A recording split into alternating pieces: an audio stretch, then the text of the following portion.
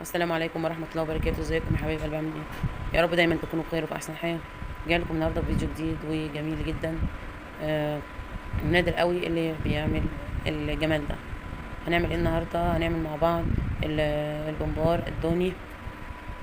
جميل جدا جدا جدا. هنعمله هنحشيه رز، مش هنحشيه لحمة مفرومة. قبل كده احنا عملنا مع بعض السجق وعملناه حشيناه باللحمة المفرومة. لا، النهارده احنا جايين نعمله بايه؟ جايين نعمله بالرز. طب ازاي؟ هنشوف مع بعض خطوه خطوه عملناه ازاي وبديناه ازاي. قبل ما نبتدي الفيديو بقى ما ننساش الاشتراك في القناه وتفعيل الجرس علشان خاطر يوصل لكم مني كل جديد. اللهم صل وسلم وبارك على سيدنا محمد وعلى اله واصحابه اجمعين. هنا بقى يا حبايبي انا جبت الرز وغسلته وصفيته، وكمان قطعت الخضره عندي وضربت البصله في الكبه كده وبقت جميله. حطيتهم على بعض وقلبتهم كويس جدا جدا جدا.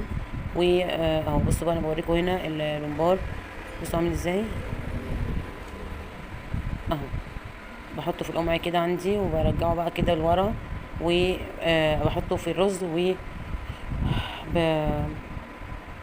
بحشي بقى معاكم. بس قبل بقى طبعا ما نحشي بقى هقول لكم انا حطيت طبعا حطينا البصله زي ما احنا شفنا كده، كل حاجه ني في ني. وكنت مسبكه بقى انا الطماطم حطيتها عليه. حطيت ملح وكمون وفلفل اسمر، وكمان حطيت مكعبين من الماجي، وحطيت الزيت على الوش. وبعد كده ابتديت اقلب. بحط الخضره وبحط البصل الاول على الرز، وبضيف عليهم الزيت وبقلبهم كويس جدا جدا ببعضهم عشان خاطر يتشربوا من بعض. وبعد كده بنزل عليهم بالصلصه اخر حاجه خالص. بصوا بقى انا بعمل ايه زي ما انتم شايفين كده. بحط البمبار عندي في القمع، وبمسك معلقه صغيره خالص كده واحط الرز وانزل بيها من فوق. وعايز بس يعني طولة بال شويه. خلق يكون مش ضيق بقى. يعني لو خلقك ضيق بقى يعني ما انصحكيش تعمليه بقى. لكن والله العظيم بيطلع في الاخر نهايته ونتيجته جميله. بصوا انا بهزر بقى، بس يعني بقول لكم ان مفيش حاجه صعبه على اي حد ان هو يعملها. لكن زي ما انتم شايفين كده كان سهل وبسيط ما شاء الله. كنت انا غاسله البمبار كويس جدا منضفاه وحط عليه الليمون والملح. بصوا بقى اهو زي ما انتم شايفين كده، وابتدي ان انا اقطع. بعد كده بقى ايه، بس استسهلت وبقيت اقطعه الاول وبعد كده احشيه واحده واحده. بعمله معاكم اكتر من مره وواحده واحده مع بعض كده يعني من غير ما نسرع الفيديو عشان تشوفوا انا يعني مش عايزه اسرعه اكتر من كده يعني عشان تشوفوا انا ماشيه معاكم ازاي. احط الممبار وانزل بالمعلقه من فوق كده بالراحه، بينزل فيها وافرده يا دوبك. بس طبعا انا ما بتقلش فيه الرز خالص. خلاص كده انا بقى ايه عملته معاكم اكتر من واحده.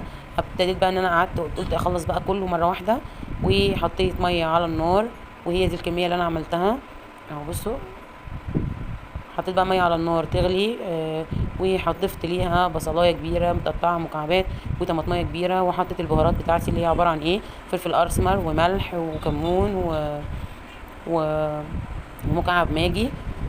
كل دوت في الميه يا دوبك تغلي الميه كده، ونحط فيها الحاجه دي كلها. وبعد كده واحده واحده هننزل بالبمبار بالراحه، كل واحده بنمسكها ونخليها متقوسه كده وننزل بيها في الميه. يا دوبك تنزل الميه كده، يا دوبك يعني تمسك فيها. اول ما يعني الميه تخش جواها بياخد ايه الشكل بتاعها اللي هو المدور ده. بصوا انا بحط اهوت واحده واحده.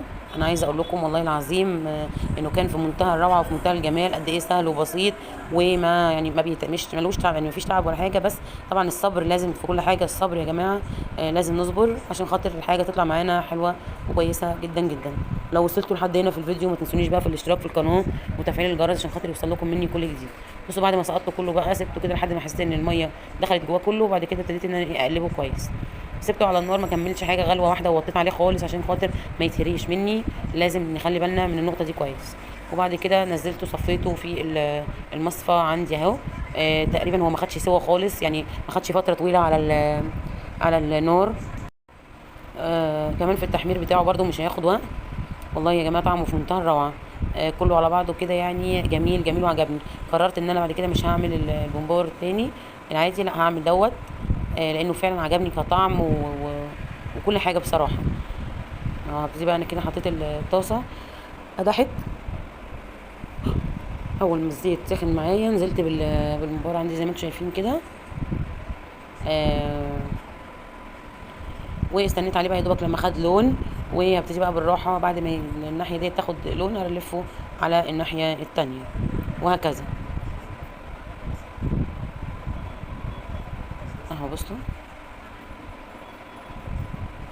جربوا بقى بنفس الطريقه هيعجبكم جدا جدا جدا، وقولوا لي رايكم في الكومنتات لو عجبكم ولو حابينه، ولو ما عملتوهوش جربوه على طريقتي ديت وقولوا لي رايكم طلع معاكم عامل ازاي. بصوا يا دوبك بقى يعني احنا بصي بنبقى ايه بالراحه عليه كده يعني، لان هو يعني ما بياخدش سوا في اي حاجه بصراحه.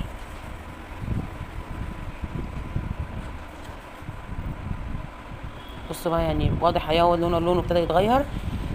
قلبته الناحيه التانية، اول ما استوى معايا طلعته بقى في الطبق زي ما انتم شايفين كده السيرفيس بتاعي قد ايه جميل. بصوا شكله في منتهى الروعه، شكله يفتح النفس فعلا. عجبني وعجب اللي اكلوه، وكمان قررت ان انا مش هعمل غيره بعد كده ان شاء الله باذن الله. يا رب يكون الفيديو النهارده عجبكم، واكون فدتكم بولو معلومه واحده. وما تنسونيش بقى في الاشتراك في القناه وتفعيل الجرس عشان خاطر يوصل لكم مني كل جديد، ومستنيه رايكم في الكومنتات. ان شاء الله كده باذن الله اسيبكم في رعايه الله واجيلكم بفيديوهات تانية كتير. والسلام عليكم ورحمه الله وبركاته.